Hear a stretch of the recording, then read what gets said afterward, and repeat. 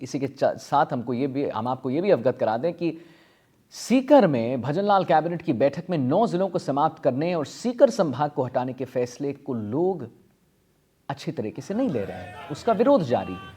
इसके चलते जिला मुख्यालय पर छात्र संघ, एसएफआई और मार्क्सवादी कम्युनिस्ट पार्टी के कार्यकर्ताओं ने नीम का थाना जिला और सीकर संभाग को निरस्त करने का विरोध जताया है।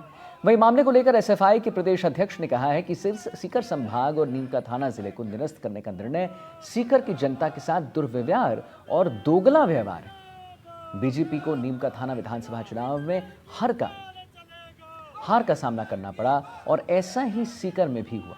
इसी वजह से बीजेपी ने नीम का थाना जिला और सीकर संभाग को निरस्त करने का काम किया।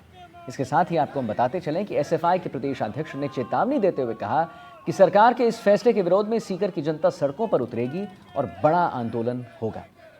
उन्होंने कहा है कि लोगों के लंबे संघर्ष के बाद सीकर को संभाग बनाया गया और नीम का थाना को जिला बनाया गया, लेकिन एक ही पल में, एक ही चुटकी में सरकार ने इन्हें निरस्त कर दिया, जिसके चलते लोगों में काफी आक्रोश है।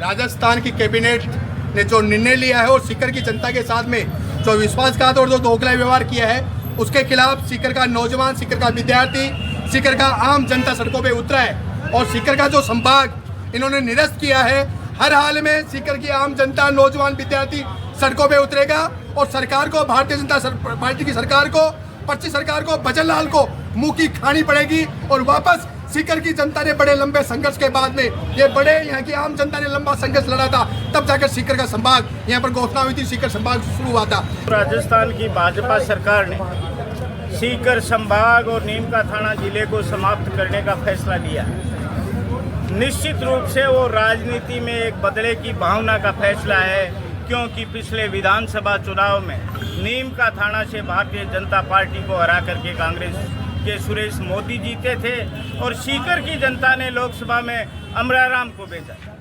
निश्चित रूप से सीकर की जनता लड़ना जानती है, अड़ना जानती है और लड़कर के अपने हक जीतना जानती है। साल 2023 में तत्कालीन कांग्रेस सरकार ने जनजाति बहुल बांसवाड़ा को संभाग मुख्यालय घोषित किया था। वहीं भजनलाल सरकार ने बांसवाड़ा से संभाग का दर्जा छीनकर बांसवाड़ा जिले को उदयपुर संभाग में शामिल कर दिया है। उधर भजनलाल सरकार के फैसले के बाद से सियासी सवाल खड़े हो रहे हैं।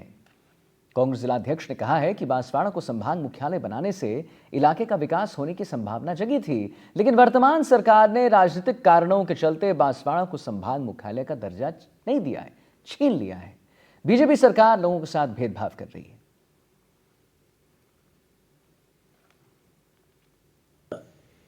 बांसवाड़ा को संभाग बना करके इस सुदूर आदिवासी अंचल को किसान, मजदूर